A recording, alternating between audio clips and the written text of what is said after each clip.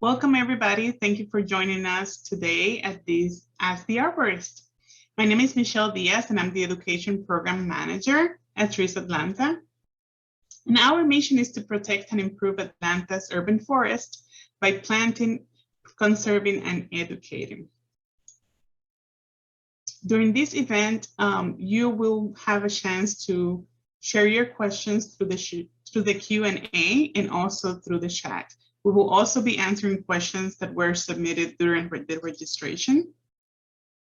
Please let us know if you have any topics that you'd like us to cover, anything else that you'd like to learn. Please feel free to send us that.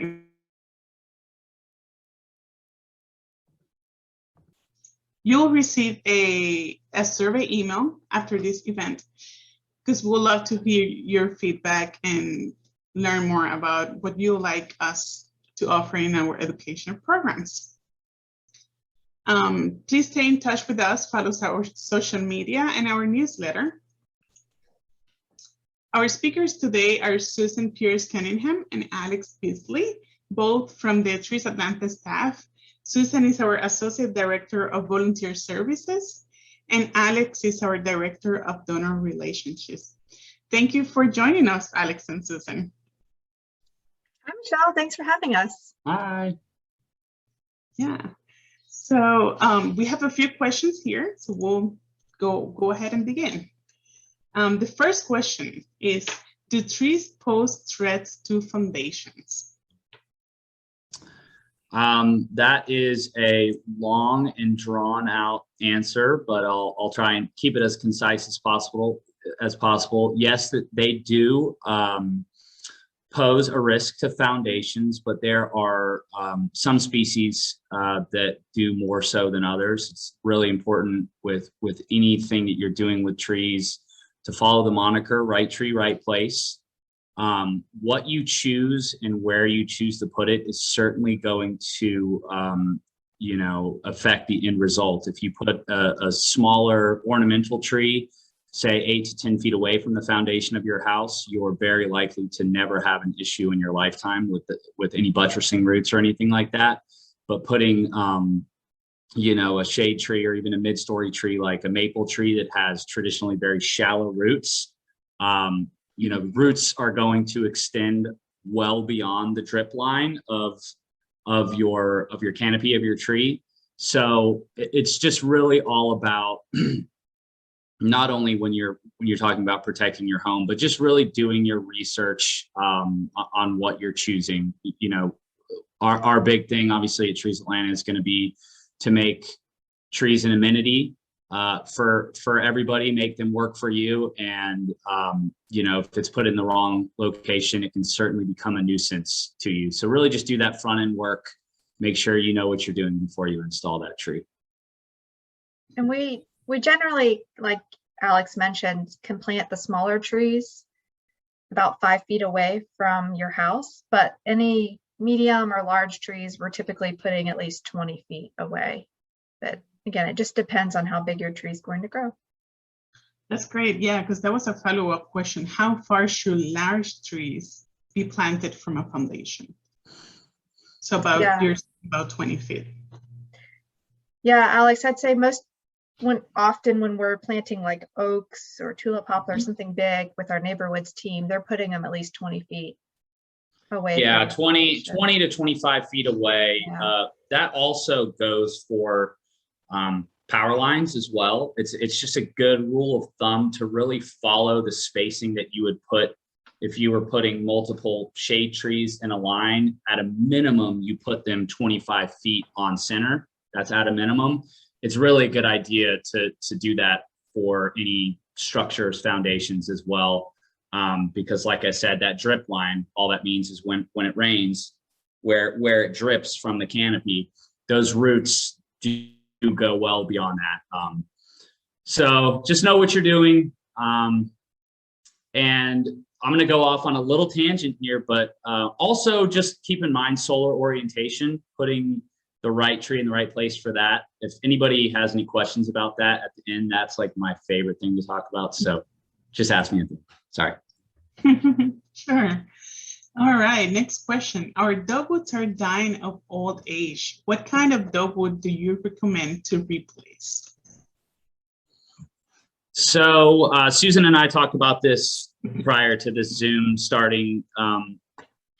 We all love dogwoods. They're traditional southern tree, and they're obviously gorgeous when they flower and get older. But it is becoming a more and more risky enterprise to plant that tree, whether it's going out of our hardiness zone or we're getting new introductions of diseases, pathogens, and things like that. So again, right tree, right place, do your research.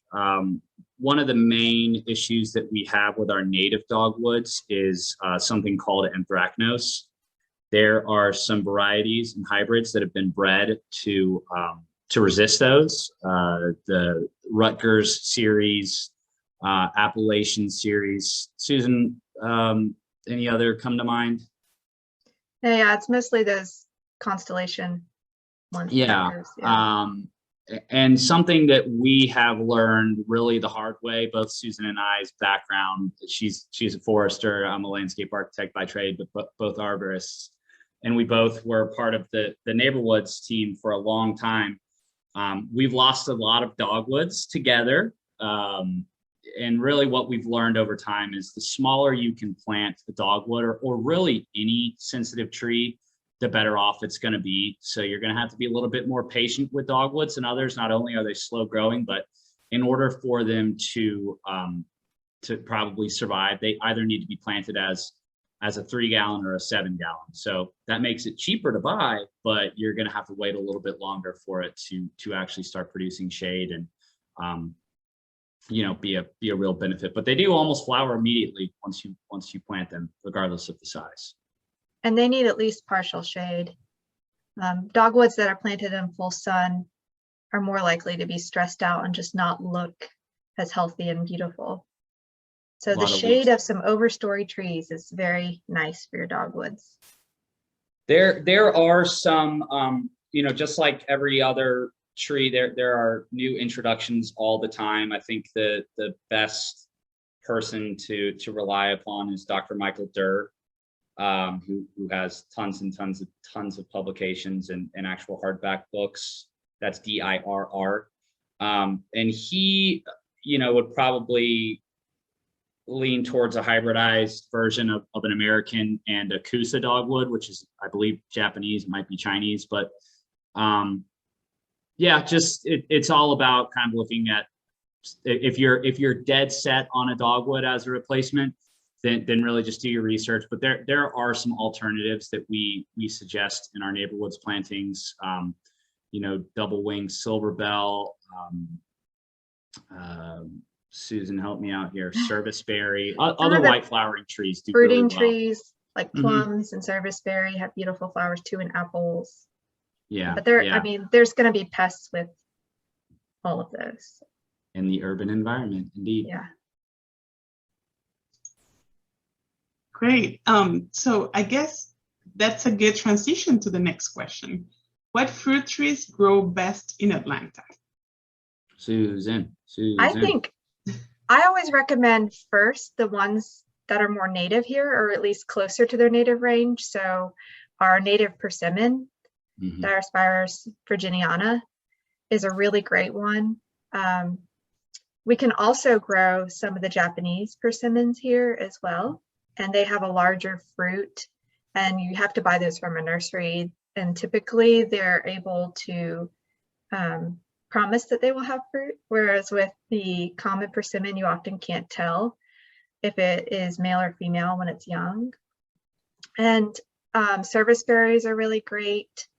Our serviceberries do see a good bit of rust here in the Atlanta area, but there are ways to treat for that, especially if it's in your yard and you're only worrying about just a few trees. Serviceberries are a really good option. And, oh yeah, thanks for putting those in. And then we also like some of the other non-native fruit trees like figs and plums. But I forgot another native one that we planted in our Succession Hill area on the Beltline, the Chickasaw plum. They're more like a shrubby, scrubbier tree that tends to like sucker a lot from the bottom, but they put out so much fruit. They're beautiful in the spring with their bright white flowers, and then their plums are very sweet. So that's a really nice option as well. And then pawpaws do pretty well in nice like mesic soil, so moist soils. The pawpaws flower in the spring. They're not like showy flowers. You notice them when you get closer to the tree, but then the fruit is usually ready for consumption in August, so about this time of year. And they are like a creamy type fruit that's super delicious. I think it tastes like a tropical fruit smoothie. Everybody has their own opinions on it. Any others that I've forgotten? No, but Suze, can you kind of describe the differences between dioecious and monoecious and what they're going to have to look for, Oh, yeah. you know, when they're creating an orchard or want a productive landscape? Yeah, and so some fruit trees are self-pollinating, or they can even pollinate with in between trees of the same species. Some fruit trees are not self-pollinating, and so you need a partner. The pawpaw trees, you need at least two because they need to cross-pollinate. So the insects need to visit pollen from one tree and take it to the flower of another tree. But some trees can actually self-pollinate. I'm really bad with which ones. But there are a lot of resources out there to help you pick the cultivars of plants, especially when it comes to like apples and plums, what types need what. Other things besides trees as well, like blueberries sometimes need different cultivars, and pear trees as well, I believe. So I'm not an expert on that, but when Mike McCord did our fruit tree production webinar last winter, he answered some of those questions. I thought that was really helpful. So Mike with Community Foodscapes is a great resource for that. Hopefully we can do another class on that again soon, because there seems to be a lot of interest. Yeah, definitely. Yeah. And he's definitely an expert in this topic. So Can I, before you move on to that, Kelly, ask what nurseries in this area do you recommend as experts? I think that a lot of the contract nurseries are kind of our go-tos, but I think around me, I'm in Grant Park right now, and Garden Hood, their sales associates are very knowledgeable. They don't exactly specialize in fruiting things, but they can do some research and be a really good resource. They also have really nice stock. It's expensive, but you know, it is what it is. And oftentimes Pike nurseries have landscape architects. Not to say that landscape architects are terribly knowledgeable about trees, as Susan, but they do have really, really nice stock. I mean, they get the best stock around, in my opinion. And the good thing about Pike Nursery is that if you're a Play in the Dirt member, which is free, they guarantee your trees for life. So if you lose them, you can take them back and get new ones. So I hope that helps. And I haven't been out to Beach Hollow yet, but Steve was telling us on Saturday that they also have trees there, in addition to all the perennials that they carry. That's in Clarkston or Scottsdale, one or the other. So I want to go check that out soon. See, yeah, Beach Hollow is all like extreme native range too. So not really sourcing stuff from South Georgia or North Georgia. These are species that are super endemic to the Piedmont that we're in. So that they have really nice stuff too. Beach Hollow. And we got a recommendation, a suggestion here on the chat as well. Isons. Are you familiar with that location? I'm going to Google it. That nursery. Thanks, Jack. Thank you. So I know Susan and Alex, you've had experience with this while working in neighborhoods. What trees are good in a strip of land next to a sidewalk?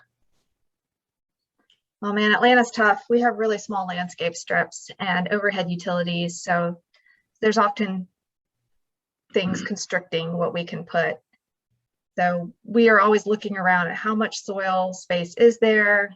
Are we dealing with any utility conflicts? And then choosing what we pick. Alex, do you want to should we break it down by like small choices and then larger choices? Sure. I think Susan's aforementioned constraint is probably number one. I mean, a lot of our strips are 2 feet, maybe 3 feet. You know, in North Atlanta, you'll find the occasional 8-foot strip that Trees Atlanta has not been able to plant yet, but our predecessor and co-executive director stole all those good spots, Greg Levine. But it really, your overhead power lines and your soil volume are going to be the 2 most constricting factors. So if you do not have those, really the world is your oyster. If you have a large strip, if you have full sun, if you have partial sun, you got to look at all of those site characteristics.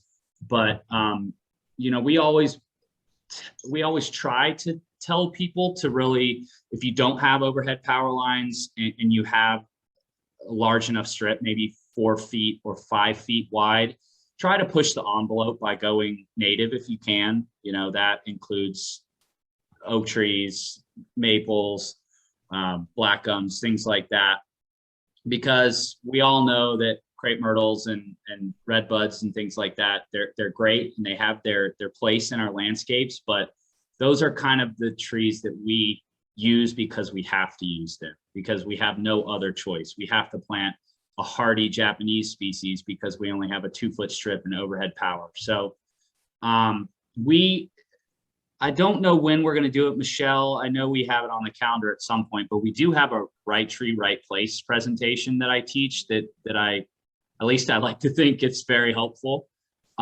which really goes over all of those parameters. But again, looking at your resources, Michael Durr probably being the best one. treesatlanta.org has some good resources for those selection processes. But yeah, try to go native, try and give as much shade as possible, but don't make the tree become a nuisance, I think. And if you're coming to shop, or if you're doing either the online tree sale shopping or coming to our in-person sale at the Carter Center, we can help offer advice. I think photos are helpful to see what the spot is where you're looking to put a tree.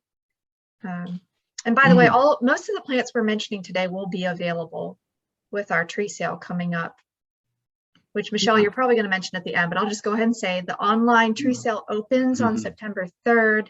Sales close on September 20th, and then in-person pickup will be September 25th and 26th. And then we have an in-person sale at the Carter Center, I believe October 2nd. That's right. This is not me talking you out of buying any trees at the tree sale. Please support us. It supports all of our programs, including education. But if you do live in the city of Atlanta and you have an interest in a right-of-way tree, that strip in between the street and the sidewalk, do contact our Neighborwoods team. That's Neighborwoods, WOODS, at treesatlanta.org. And any City of Atlanta resident can get one or multiple of those right-of-way trees. And they'll obviously be your consultant on it as well. Yeah. And Alex, you mentioned you'll be doing a presentation, a virtual conversation about the right tree for the right place. That will be September 9th at noon. Gosh, I hope that's on my calendar. Yeah, September 9th. All right, so let's continue here with the questions, the pre-submitted questions. Suggestions for fast-growing trees that will form a very tall privacy hedge. Can we plant right after removing dead leylands? Loblolly pine. Two questions. Yeah, a suggestion for a very tall privacy hedge. I love our native pine trees. If you want privacy all the way to the ground, they may not be the best option, but I mean, they're evergreen, they're very fast growing, and not only do they give us that privacy, but they give us a sense of place since they're native. I don't get that same feeling of sense of place from Leland cypress trees. What was the name again, Susan? Any of our native pines, the most common one we have here is loblolly pine. But I think that because if they're looking for something fast growing, that's a really good option. I would say longleaf pine just because it's more fun when it's young, but that's another native. Susan loves pines and I make fun of her for it, but they are a very important landscape tree and they are super, super fast, and sense of place really is important. And you, like she said, you really don't get that when you plant a Japanese cryptomeria or a thuja, arborvitae, any of those things. But another good native that is full to the ground, not the densest, but really beautiful and important for birds and our pollinators is sweet bay magnolia. You can get that either in a standard single stem or usually 3 to 4 stems. I like to kind of couple that with eastern red cedar. So, you know, personally, from a design standpoint, I find rows of single trees, unless they're like shade trees down an avenue, I find that really boring. Like just putting 5 cryptomeria or something in a line really, I don't know, just doesn't do too much for me. So kind of triangulating different species, trying to go as native as you possibly can, it is kind of a fun way to not only make a screen, but to make your yard look interesting and not do a straight line, all that stuff. But do be warned with eastern red cedars, they don't play well with a lot of our fruiting species. So if you have an orchard in your front yard, you do not want to use eastern red cedar in your backyard because cedar apple rust will destroy everything. But yeah, sweet bay, eastern red cedar, you have tons of pines to choose from. Suze, anything else you can think of off the top of your head? Maybe the American holly is Yeah, another good nice. option. I think the Carolina #2 is often found in nursery trade. Beautiful, beautiful tree. Everyone thinks of hollies as the spiky ones that hurt. American holly is a much nicer, and birds love it too. Yeah, not quite as pokey. Yeah. Yeah. Those are our tallest. Yeah. Those are the tallest ones. If you're looking for something shorter, I really like anise, however you want to say it, the Lycium floridanum. The Florida anise grows well here. And it smells really nice. And then to follow up with the second question, can we plant right after removing dead late limbs? So, go ahead, Suze. Yeah, sometimes it takes a while for you to be able to actually dig because of the stumps and roots. If you can have a stump grinder grind them down, at the same time, they could also grind down the roots. But even after doing that, you still need a little bit of time for them to start to decompose before you're able to actually dig in there. So usually when we're planting right after removal of a tree, we recommend that you either plant at a slight distance away from where the previous tree was, or give it a couple years to decompose to where it's soft enough that you can dig and replant. And then when you replant, you might need to supplement with fertilizer just because as that woody material is breaking down, it's going to be using a little extra nitrogen out of the soil. So I often recommend when people do a removal and they grind the stump, they could go ahead and put a high nitrogen fertilizer on it to help it start to break down, and then replant like 1 to 2 years later after it's soft enough. But you can't if you don't have space. Kind of the best of both worlds. Everything that Susan said, totally correct. You could go ahead and buy your trees and keep them in pots on top of that soil as it builds, and that way you at least get a screen. You're going to want to have a big pot and you're going to have to water it often. Evergreens drink and drink, but yeah, I think, Susan, would you say 1 to 2 seasons before you go ahead and replant? Yeah, if you're helping it break down faster, so giving it the nitrogen and water and oxygen, everything it needs to break down fast. 1 to 2 years could do it. If you're not doing anything, it could take many more years for that wood to break down. The area where a stump is ground also sinks a great deal. So if you planted directly on top of it, even if you supplemented it with soil and clay and things like that, it sinks a lot, and a buried tree is an unhappy tree. So if you have to do it, either put it in pots and wait your turn, or plant off center and just move it at least 5 feet from the old stump of that tree. I'd say And 10. plant smaller material too, because it can Mhm. adjust better. Yeah. Mhm. Yeah. So I'd like to go back to the conversation about the nurseries. Somebody on the chat is asking us if we know any services like that. So I'm guessing nurseries in the area of Roswell. Or perhaps they were asking about our neighborhoods planting. Neighborhoods. Either way, let's address both. Probably. Okay. Yeah. No. No and no. I don't know. I'm so sorry. I'm not very good with. About neighborhoods. Okay, yeah, I'm not clarify, very yeah. good with Roswell area. But she Roswell's in clarified Cobb on the County. chat that she's looking for services like our neighborhood services, but in the Wasn't- Roswell area. Wasn't like Keep Cobb Beautiful, or was that Marietta? It might have been Marietta. They were doing tree plantings. Yeah. I don't know Keep about Cobb Roswell. Um, Do they have recompense funds or any kind of tree ordinance? I am so bad with that area. no, too. Kelly, I think that we'll assign you some homework, and I would reach out. Roswell most certainly has an arboriculture department. They at least have one arborist, and see if they have a recompense fund and maybe that they could provide you with the trees. They might not be the ones who are planting them because they don't have a big team of volunteers like Trees Atlanta does, and we have no sort of municipal relationship with them, but they might be able to help you out there, because oftentimes, you know, as development is increasing, a lot of these cities have recompense funds they have to do something with, and maybe that, you know, it's a symbiotic relationship if you can take some trees from them for your right of way or your private property, and maybe it gets Trees Atlanta's foot in the door if you name drop us.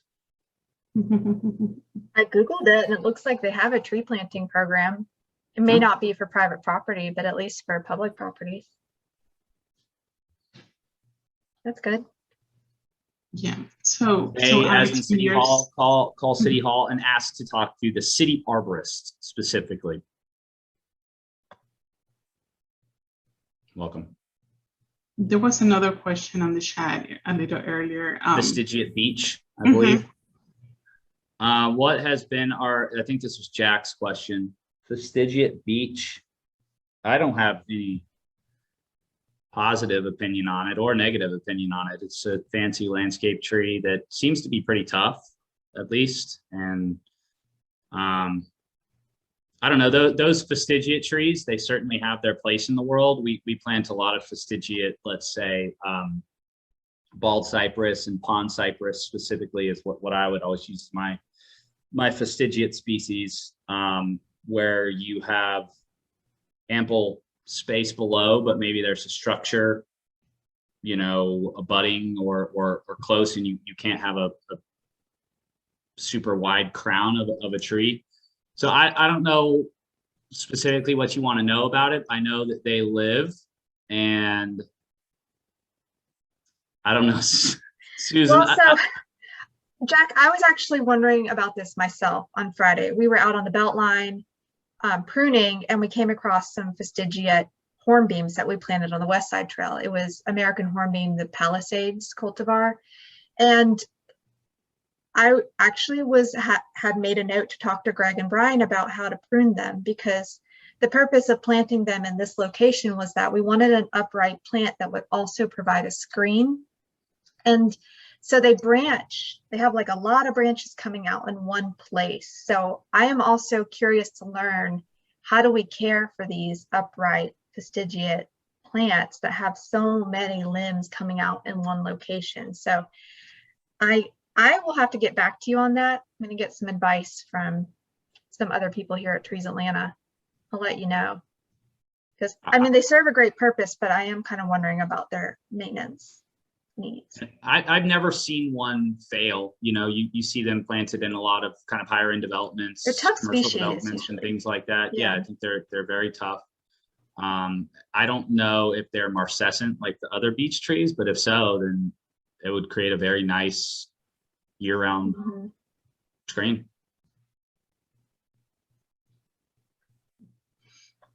All right, so I'm going to be presenting my screen for this next question.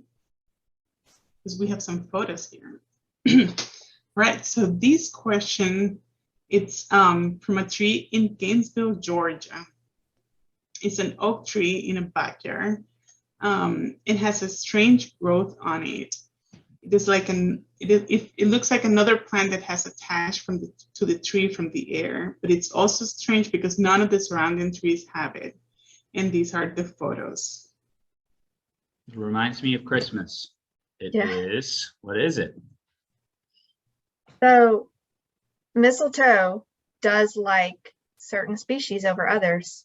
And quite often it's oak trees or hickory trees, which are the most prevalent species we have here in the Atlanta area and in North Georgia. So we do see a lot of mistletoe. And I think that's what this is. It's mistletoe. Okay. Correct me if I'm wrong, Susan, mistletoe is parasitic, right? And it usually is an indicator of some sort of internal rot or issue or future issue, right? Distress tree at a minimum. I'd say it, not always, but we often see the mistletoe start to take over on trees that are stressed. Like you might have a healthy tree with a little bit of mistletoe in it, but if that tree starts to decline, the mistletoe seems to enjoy that and spreads. And it is very difficult to remove the mistletoe and get rid of it because it has parts of the plant are growing inside the tree. So you can cut it out, but it'll come back.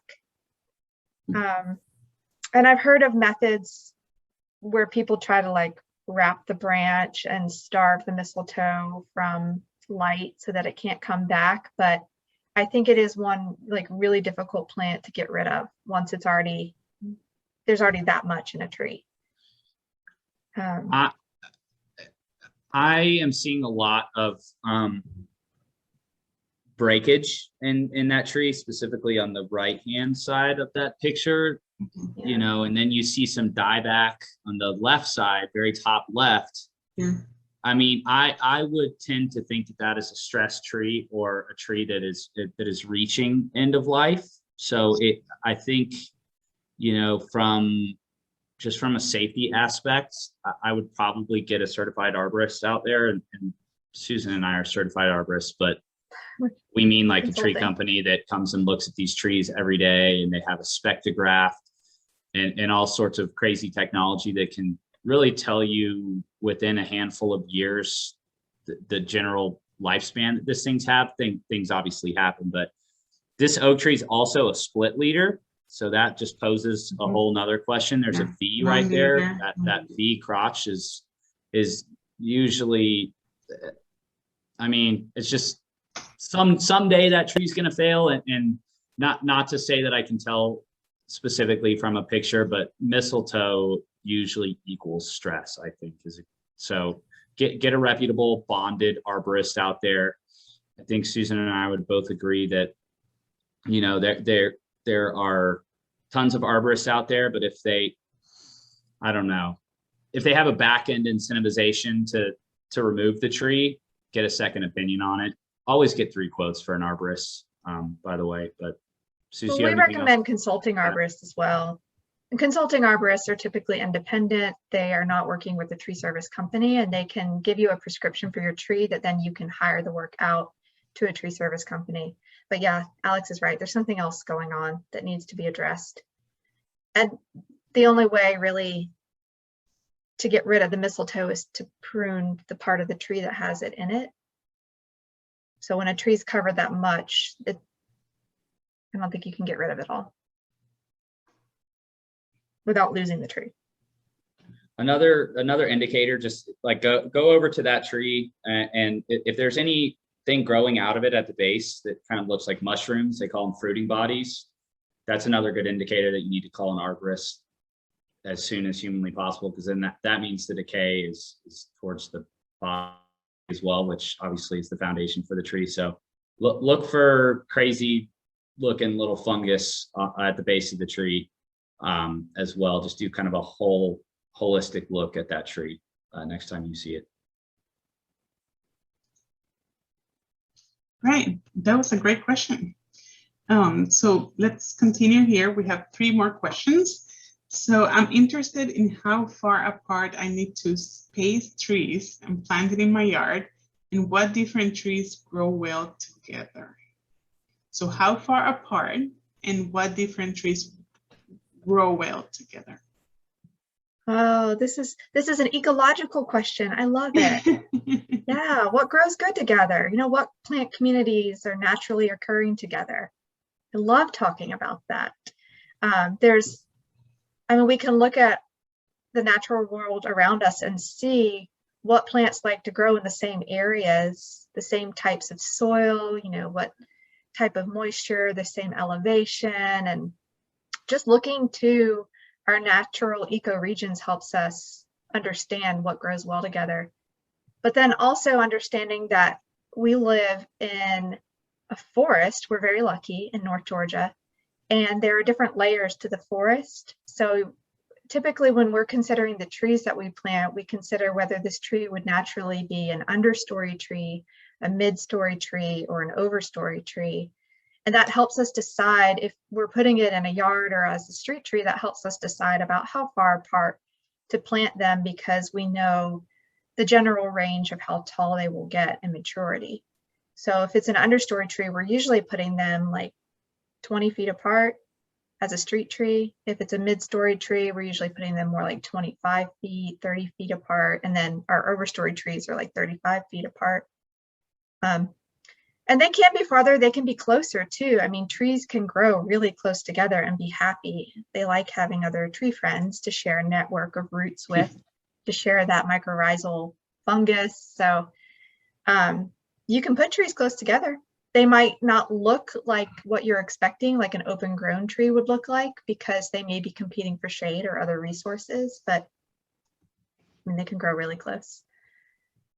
And some trees really like to grow close together as well. I don't know if that answered the question. I kind of rambled. No, I think it totally did. Susan mentioned mycorrhizae. That's like a very, very fascinating little thing. So I very much encourage you guys to do your homework on that. But there's, again, right tree, right place. If you really want to, a question that we get a lot are like, why did you put those oak trees so close together on the belt line? Well, like Susan said, trees in a forest grow and converge their canopies all the time. So it's not necessarily a no-no. And if you want more immediacy of closing shade, then you would, push your overstory trees to, instead of 40 feet on center, you can push them to 30 feet, and then maybe push your mid-story trees to 20 feet on center. But I've always lived by the rule, understory is 15, mid-story 25, overstory is 40. And that is in the most perfect of conditions, open yard conditions, parks and things like that. But urban environments are certainly different. Trees aren't going to get as big. They're not going to get as healthy a root system. So they might not reach that full crown that is advertised that they can reach in a forest setting. So.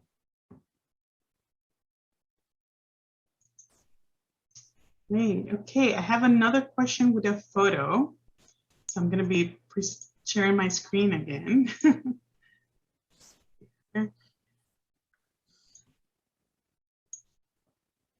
All right. So here's a question from Roswell. They have a tree in their yard that's quite odd. For years, it was overshadowed, but then that tree was down during the hurricane last year. As a result, the tree looks half-formed with no branches growing along an entire side. Is there anything I can do to help this tree flesh out and grow fuller? And this is the photo of the tree. Is that a dogwood? Looks like a dogwood to me. Is the person who's on there, can they answer if that's a dogwood? I don't know. Maybe they don't know, but I would. It lost its other little tree friend. Bet my lunch money on it. Yeah, it might have some. Sorry. No, I was going to say, I mean, now that side, I assume that the tree was on the right side. Trees are phototrophic, so they're going to reach for the sun. So this tree will correct over time. You can also do some corrective pruning to balance it a little bit. But again, the reason I asked if it's a dogwood is because you have to be really, really sensitive when you're pruning it. If indeed you are going to try and balance it out, they don't take well to pruning. They don't like to be pruned very much. Is really the fact of the matter. So you can't take too much off of it in any given season, and especially given the age of, again, what I think is a dogwood. That's pretty tall dogwood. So it's like 30. I guess that's normal. 35 feet tall. Must be older. Yeah, just a branching. So the question in the chat from from Kelly, who submitted the question, is there a way that she could tell if it's a dogwood? Yeah. We can help her identify it. The tree ID, I mean, there aren't that many trees that have opposite arrangement, so that helps. Dogwoods have opposite arrangement, which means they have 2 buds at every node, which means they have like branches coming out across from each other. Usually that helps. And then when there's leaves, it makes it easier. If you look up pictures of dogwood leaves, you'll be able to see that the veins on the leaves are kind of U-shaped. They look like U's. I think those are clues. Small platy bark is another indicator. Bark. So maybe half the size of my pinky per fleck of bark. I don't know what that would be, but I think you know what I mean. It's just a very plated bark. Little block, yeah. If it ever flowers white, you'll probably just have to Google. And what are some of those apps? There's Leaf Snap. Yeah, that's a really common one. iNaturalist. It's another good one. Or it'll literally analyze your iPhone picture and tell you what it is, and it's shockingly right. It'll probably recognize dogwood. I would think. Sometimes it gets confused on certain plants, but I think it'll know that one. It'll get to Cornus, Florida. You have to email me if it's a dogwood, because I want to know if I was right or not. Yeah. But yeah, so some of the buds that have been suppressed or just sleeping on that tree might open up, so you'll get more growth now that there's sun hitting that side, like Alex said. And if you want, you could do a little pruning, but maybe not too. You don't want to overdo it. Trees correct themselves. If it's getting more sun, it will concentrate its efforts to that side. But if it's a dogwood, it's going to be slow. So be patient with her. All right. So our last question, pre-submitted from the chat during the registration, and we will take some also submitted here during the event. Recommendations on tree bush for the corner of my house. The area has full sun, but it is close to utility lines, and the current planting bed is about 6 feet from the house. So we'll want to go much farther than that, unless there are no other options. We just had a holly removed that was planted extremely close to the house, so definitely don't want to have the same thing happen. For something small, shrubby, I think they asked for, bushy. It's close to utility lines and a 6 feet bed area. It sounds pretty hot near a building and in full sun. Might be kind of hot. I love that anise. What else would take full sun? I'm gonna look at our tree sale list, see what we have. So I can make my oak leaf hydrangeas, while they're supposed to be partial shade, I always see them do great in full sun. So that's another variety. We sell a lot of them at the tree sale. In my personal opinion, that is the best bang for your buck of any shrub that you could put in there. Good pollinator, beautiful all year round. Anise.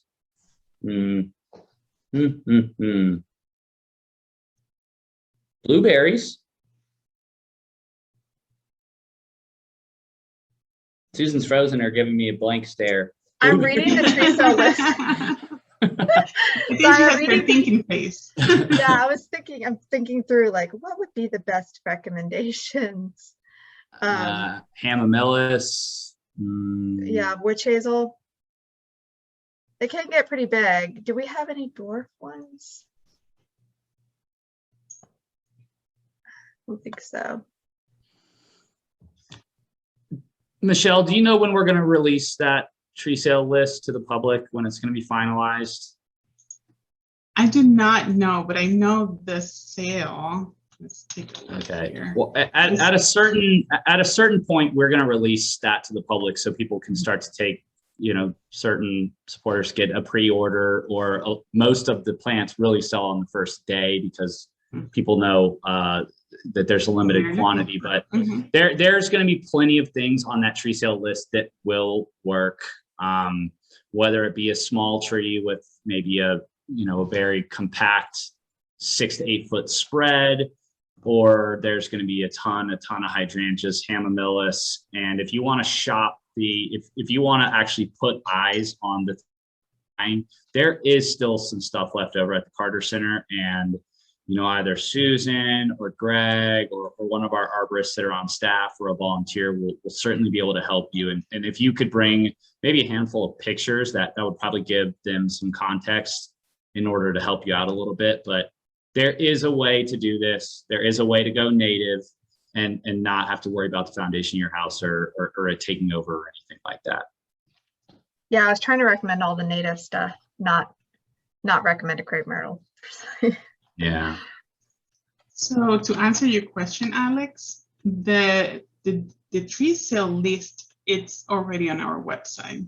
So you can visit treesatlanta.org/tree sale, and you'll find the list. You can also ask a question, and our online store opens on September 3rd, and the in-person sale, like Susan said, is October 2nd.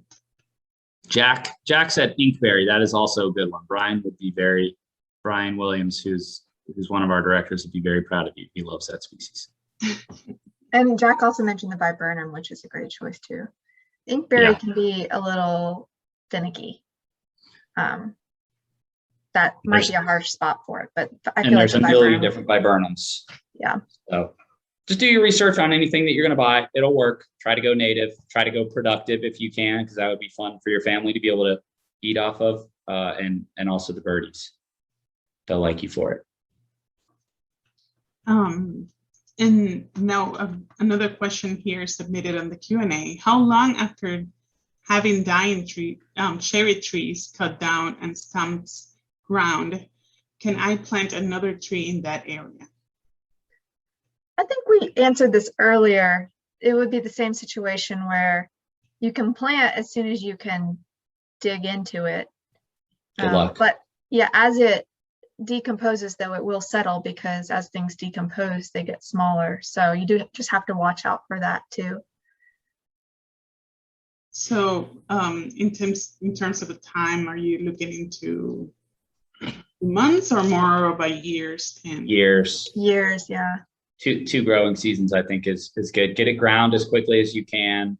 Susan mentioned a high nitrogen fertilizer. There's some other stuff that can help the breakdown process, but you're going to deal with gravity, because if you plant something directly on top of in that newly shredded mulch area, it's going to shrink a lot. And there's just not, in mulch is great on top of a nutrient rich soil, but it cannot be your soil base. You would have to do some heavy amendment all throughout that kind of bowl of mulch that the grinding would cause. So like people think that composting in place.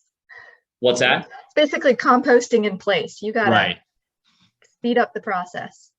Right. And this is a half-educated comment. I would imagine, Susan, maybe you can speak to this, that if you just plant a tree in mulch gets super hot when it breaks down. So maybe it just would burn the roots of the tree.